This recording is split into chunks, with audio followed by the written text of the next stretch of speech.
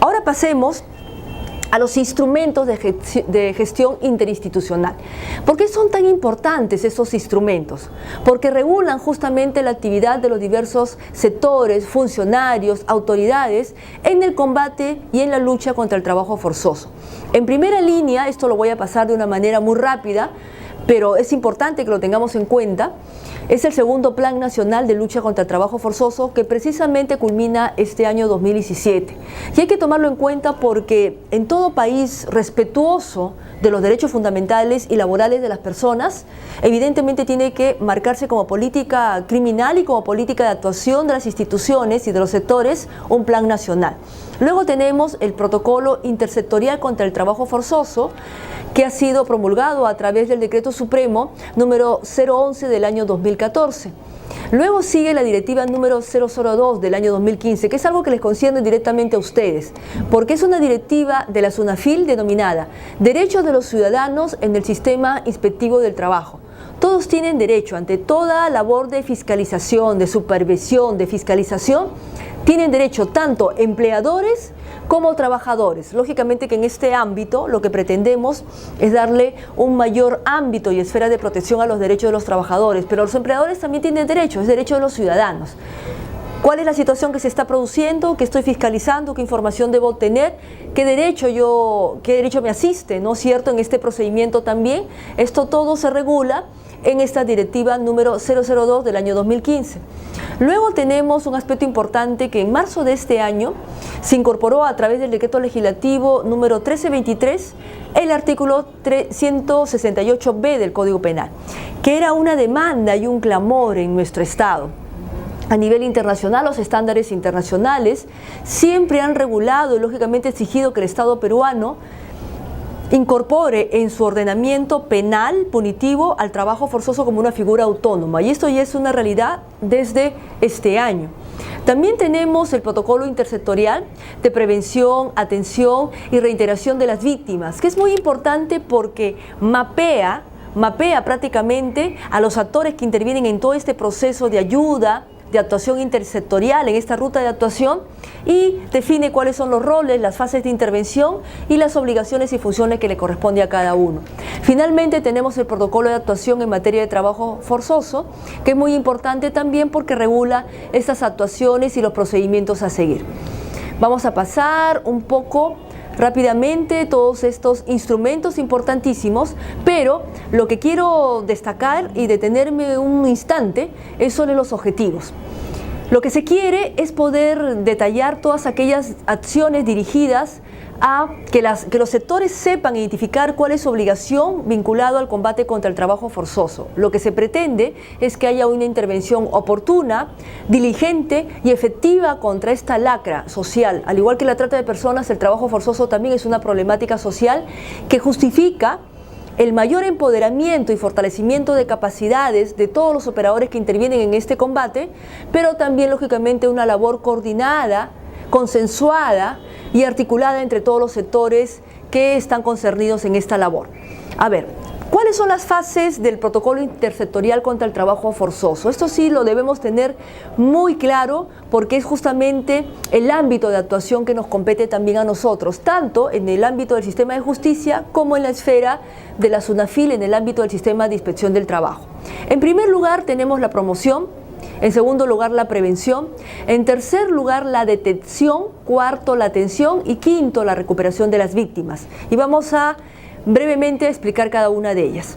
No existe un combate efectivo contra una problemática tan grave en nuestro país y en otros países evidentemente también de la región y a nivel mundial como es el trabajo forzoso, si es que no existe una labor empoderada y enfocada a no solamente capacitar, a difundir, sino principalmente a sensibilizar a la comunidad, a la sociedad, a las autoridades, a los empleadores y trabajadores acerca de los alcances tan negativos de esta problemática, a identificar los factores de riesgo y los indicadores que permiten detectar posteriormente un caso de trabajo forzoso, como lo hemos venido explicando. Luego tenemos a la prevención. Justamente hemos estado verificando una labor muy importante que realiza la Comisión Multisectorial de Lucha contra el Trabajo Forzoso conjuntamente con la OIT. ¿Por qué? Porque se han unido esfuerzos para poder detectar a tiempo ¿A quiénes? A las potenciales víctimas de trabajo forzoso. Es decir, identificar de qué lugares las extraen, de qué lugares o en qué lugares precisamente los explotadores identifican a sus víctimas, perfilan a sus víctimas y las extraen, ya sea para trabajar en un lugar de la misma zona o trasladarlos a otra. Entonces, estas son situaciones que conllevan a identificar grupos específicos y zonas precisas y específicas que pueden hallarse en serio riesgo de ser víctimas de trabajo forzoso. Entonces, aquí la labor de prevención se torna muy importante y fundamental para evitar que esta lacra siga avanzando en nuestra sociedad. Finalmente, la detección aterriza más en la labor que se realiza en el ambiente, o mejor dicho, en el ámbito de fiscalización, supervisión y fiscalización laboral. Es decir, ¿cómo detectamos a una presunta víctima de trabajo forzoso? ¿Qué hacemos cuando la detectamos? ¿Qué hacemos cuando, conocedores de sus características, de su perfil y los indicadores de riesgo que se pueden presentar, decimos, aquí hay una potencial víctima, prácticamente detectado a una presunta víctima de trabajo forzoso? ¿Dónde debo denunciar? ¿A quién debo acudir?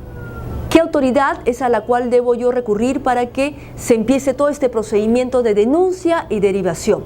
Nosotros tenemos una labor muy articulada con la SUNAFIL. Evidentemente, lo que se pretende en el ámbito de las fiscalías especializadas de trata de personas, pero también toda fiscalía que conozca un caso de esta naturaleza, es planificar. Es decir, primero realizar una labor inspectiva, que ustedes nos puedan brindar esta información cuando detectan posibles víctimas de trabajo forzoso y realizar un trabajo conjunto ya de intervención, en la cual la denuncia lógicamente sea el segundo paso a seguir y la derivación a qué canales. Tenemos dos sistemas de protección. El sistema de protección penal, es decir, qué medidas de protección un juez o un fiscal, en este caso que es el que está a cargo de la investigación, puede otorgar a favor de sus víctimas, y entre ellas hallamos lógicamente la más sencilla, podríamos llamarla así, la que no cuesta dinero, la que no es sofisticada, pero que es sumamente básica y fundamental, que es la reserva de identidad. Tenemos también la protección policial, el ocultamiento de paradero, la utilización de medios tecnológicos o mecánicos para evitar la visualización de las víctimas ante sus explotadores, y entre otras medidas también como traslados y todo aquello que permita que la víctima esté segura y que se garantice su integridad. Esas son las medidas de protección en el ámbito legal penal. Pero ¿qué decimos de las medidas de protección en el ámbito social? Aquí juega lógicamente un rol muy importante todas las instituciones que podamos confluir para brindarle una atención a la víctima relevante y efectiva realmente, ¿no? Valga la redundancia. Veamos un cuarto aspecto, la cuarta fase, la atención. ¿En qué consiste? Una atención integral, diligente, inmediata. La atención que se presta en los operativos de rescate es una intervención básica y fundamental, inmediata, pero es básica y urgente. Tomemos en cuenta que el proceso de atención y de apoyo a una víctima y ayuda no es algo que finaliza o culmina en el propio acto del rescate. Como siempre lo hemos manifestado, la verdadera atención y apoyo a las víctimas empieza una vez que se ha producido el rescate. Es en el post-rescate en donde el Estado se ve sometido a este reto continuo de verificar que se le brinde una atención personalizada, diferente, proactiva, diligente a una víctima, y que esto finalmente coadyuve a la reintegración de sus derechos, a la restitución de sus derechos y a su reintegración social. La quinta fase es precisamente la recuperación de las víctimas, y por eso se habla de una condición importante en la actuación conjunta de todas las instituciones, que es la integralidad. Es decir, que todos deben, en su respectiva competencia y obligaciones funcionales, poder brindar a la víctima todo este apoyo que requiere. Por ejemplo, las víctimas de trabajo forzoso requieren mucha intervención del Ministerio de Trabajo y Promoción del Empleo. ¿Para qué? Para que se les pueda orientar acerca de sus derechos laborales y cómo pueden acceder a la restitución de sus derechos en este ámbito. Entonces, en todas estas 5 fases, evidentemente la articulación multisectorial es importantísima. Y no solamente de instituciones públicas o del Estado, sino también de instituciones privadas, de ONGs, de parroquias, de todas aquellas instituciones que de algún modo puedan contribuir a este proceso tan importante. Bien, ya hemos mencionado, por ejemplo, esta directiva 002 del año 2015, y vamos a pasar a un aspecto ya importante que nos compete directamente y que queremos que ustedes sepan. ¿Cómo ustedes pueden recurrir, por ejemplo, al Ministerio Público, no solamente en el ámbito de la persecución del delito, de la investigación, que ya se viene haciendo de una manera correcta, adecuada, cada vez más eficiente, sino también en el ámbito de la protección y asistencia a las víctimas. Por ejemplo, ¿cuál es la intervención del Ministerio Público en general? El programa de protección y asistencia tiene alcance nacional. Las fiscalías penales o mixtas, según corresponda, también tienen alcance dentro de su respectiva jurisdicción en el ámbito de la persecución del delito, pero también en el ámbito de la protección y asistencia. Las fiscalías de prevención del delito, como su propio nombre lo dice, ellas participan en el ámbito de difundir, de sensibilizar, de capacitar y también, lógicamente, de detectar a tiempo, a nivel preventivo, cuáles serían las potenciales víctimas de trabajo forzoso. Y una labor muy importante que también se realiza a nivel del Ministerio Público es la que efectúa el Instituto de Medicina Legal y Ciencias Forenses, que tiene alcance nacional. ¿Y por qué? Porque sus profesionales, en sus diversas especialidades, realizan precisamente las pericias psicológicas, psiquiátricas, físicas y todo aquello que en el ámbito forense también nos permita determinar cuáles son aquellos signos o señales de que una persona ha sido víctima de trabajo forzoso. Finalmente, también tenemos en el Ministerio Público la intervención de la Oficina de Cooperación Judicial Internacional y Extradiciones. Es importante porque muchas víctimas también son extranjeras, es decir, víctimas extranjeras en nuestro país que son explotadas, pero también con nacionales que pueden ser hallados bajo esta modalidad de trabajo forzado en otros países. Y la unidad de cooperación juega un rol importante porque a ella es la que se recurre para pedir asistencia judicial internacional y efectuar todas las diligencias que sean pertinentes. Bien, aquí vamos a avanzar ya aterrizando al trabajo del programa de protección y asistencia a víctimas y testigos. Ustedes deben conocer que este programa pertenece al Ministerio Público y que es un programa conformado por equipos multidisciplinarios que trabajan en cada región, departamento de nuestro país. ¿Cuál es la función del programa? La función del programa esencial es coadyuvar y contribuir al éxito de la labor fiscal en su tarea de perseguir el delito, en este caso de combatir el trabajo forzoso. ¿Por qué? Porque estos equipos multidisciplinarios conformados por abogados, psicólogos y trabajadores sociales, lo que hacen es apoyar al fiscal teniendo una cercanía, un acercamiento directo con la víctima, con el testigo, en este caso de trabajo forzoso, brindándole precisamente asistencia legal, psicológica y social. Este programa, repito, funciona a nivel nacional y tiene como indicadores también o parámetros de actuación determinar cuál es la situación de vulnerabilidad de las víctimas y establecer a través de una evaluación de riesgo cuál es el verdadero nivel de peligro que puede atravesar una víctima y que sirve justamente de información, nutre de información a los fiscales a cargo de estos casos para que puedan dictar las medidas de protección más eficaces. Las funciones del programa en realidad se refieren a brindar un apoyo fundamental al sistema fiscal para que puedan llevar a cabo sus investigaciones o procesos de índole penal de manera exitosa, pero sin perder de vista lo más valioso que es para nosotros, para todos, en el ámbito de la investigación o de conocer un caso de esta naturaleza, que es la persona, el ser humano, la víctima. Y sobre ella nosotros enfocamos todos nuestros esfuerzos y nuestras acciones. Entonces, cuando ustedes conozcan, actúen directamente con la Fiscalía en un operativo planificado, o cuando son convocados ya habiéndose producido intervención en flagrancia o cuando hay detenidos por la comisión de este delito, lo que tienen ustedes que hacer es articular de inmediato con este programa.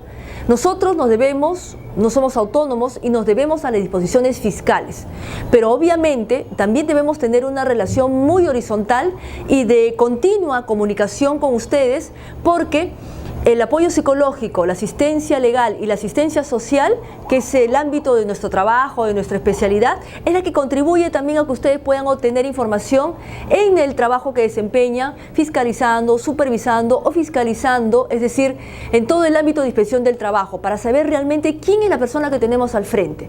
¿Es una presunta víctima o no lo es? Entonces hay que contribuir en este trabajo que es mutuo, que es recíproco y que debe de complementarse en este procedimiento de asistencia integral. ¿Qué es lo que hacemos nosotros en el ámbito de asistencia legal? Los abogados no ejercen patrocinio legal, no lo podemos hacer.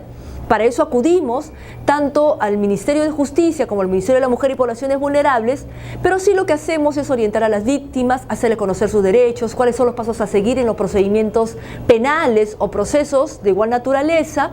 Y una labor tan importante que también se realiza es supervisar las medidas de protección que dictan los jueces o fiscales a favor de las víctimas de trabajo forzoso. En el ámbito psicológico, los psicólogos brindan contención emocional, es decir, estabilizan psicológica y emocionalmente a las víctimas para que en primer lugar estén tranquilas, para que no sean revictimizadas y para que ellas contribuyan lógicamente con su relato, estando más tranquilas, más estables, a brindar información que pueda ayudar a esclarecer los hechos y a que no exista impunidad de los casos que investigan los fiscales. El asistente social también cumple un rol fundamental. Es aquel que se acerca a verificar dónde vive la persona o el centro de trabajo, su condición social, económico, familiar, y esta información es de suma importancia para brindarle el apoyo a través de circuitos de asistencia y redes de apoyo, valga la redundancia, en el proceso de reintegración social de las víctimas, es decir, cómo ellas recuperan su trabajo, o mejor dicho, optan por un trabajo decente que no fue el que les impuso o les brindó finalmente el explotador, y cómo recuperan los niveles de calidad de vida que merecen.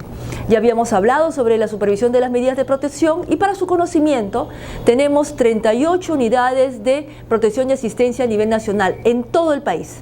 En todo el país el programa funciona, así es que ustedes deben tener este directorio que me comprometo lógicamente a través de la OIT a proporcionar para que ustedes tengan cabal conocimiento a quién recurrir con direcciones y modos de contactar a los profesionales que trabajan en este ámbito. Tenemos 38 unidades, como les repito, de asistencia que trabajan, o mejor dicho, operan en cada capital de departamento, pero también tenemos 112 unidades de asistencia inmediata, es decir, son 150 unidades a nivel nacional que trabajan con ustedes de la mano. Finalmente, también un aspecto importante que quería mencionarles es acerca de un esfuerzo del Ministerio Público implementando salas de acogida para víctimas de trabajo forzoso. ¿Por qué es un esfuerzo tan importante? Porque una vez que las víctimas son rescatadas, ya sea a través de un operativo planificado o no planificado o en flagrancia, que es lo mismo, ¿qué es lo que ocurre? Que en este momento la víctima tiene que ser llevada a exámenes periciales, a ser reconocida, o mejor dicho, efectuar inclusive ella misma reconocimiento de los presuntos explotadores. Pero ¿qué es lo que ocurre? Que tampoco podemos nosotros imponer a la víctima situaciones que son denigrantes y vejatorias a su dignidad, como que no tenga un lugar donde darle su alimentación, un lugar en donde brindarle la primera atención médica, un lugar en donde pueda pernoctar, tomar una ducha, asearse, cambiarse de vestimenta, luego de todo este proceso de explotación a la que se ha visto sometida. Entonces tenemos hasta el momento 14 salas de acogida a nivel nacional. Tenemos en Apurímac, en Cusco, en Junín, en Lima tenemos una casa de acogida, tenemos en Loreto, en Madre de Dios, en Moquegua, Cañete, Piura, y en Puno tenemos dos, en el mismo Puno y también en Juliaca, que es un lugar en el que lamentablemente pues ocurren muchos casos de esta naturaleza también. Y finalmente vamos a hablar de las estadísticas que dan cuenta del trabajo tan importante que realiza este programa, pero básicamente las unidades de asistencia a víctimas y testigos que se dedican a hacer un acompañamiento integral a favor de las víctimas, no solamente en las diligencias en las cuales deban participar, sino durante todo su proceso de reintegración social, si van a optar por otro trabajo, si van a recibir educación, si van a recibir formación. Nosotros queríamos comentarles que durante el año 2014 ingresaron al programa 285 víctimas, de las cuales 218 fueron mujeres y 67 varones. El año 2015 terminamos con 441 víctimas, el año 2016 con 759 a nivel nacional, y en lo que va de este año, enero a noviembre, ya tenemos ingresado al programa 658 víctimas a nivel nacional. Estamos hablando de víctimas de trabajo forzado, de trata de personas bajo distintas modalidades, y estamos en el proceso de decantar justamente ante la incorporación de este delito de trabajo forzado como figura autónoma, cuáles son aquellas modalidades de trabajo forzado y trata en modalidad de explotación laboral que han ingresado al programa. Es un trabajo que estamos realizando justamente para poder confirmar los indicadores y todas aquellas situaciones de riesgo y factores que se vienen presentando y que hacen que lamentablemente pues las personas se vean involucradas o inmersas en el circuito de la explotación. Ustedes como SUNAFIL coordinen directamente con las unidades de asistencia a nivel nacional. Coordinen este trabajo. Cuando hay necesidad inclusive de poder obtener información, podemos contribuir bajo la disposición del fiscal, lógicamente, claro está, en cuál tipo de información o qué tipo de información es la que ustedes requieren y que les puede servir para su ámbito, pero que también a nosotros nos sirva para poder realizar este trabajo de procedimiento integral. No me queda más que agradecerles por esta oportunidad que me brinda nuevamente la OIT y la SUNAFIL, y será hasta una próxima ocasión, siempre mostrándole mi plena disposición de trabajo, y ahí ustedes tienen en la diapositiva mi correo institucional al cual pueden acudir para cualquier consulta. Muchas gracias por su atención.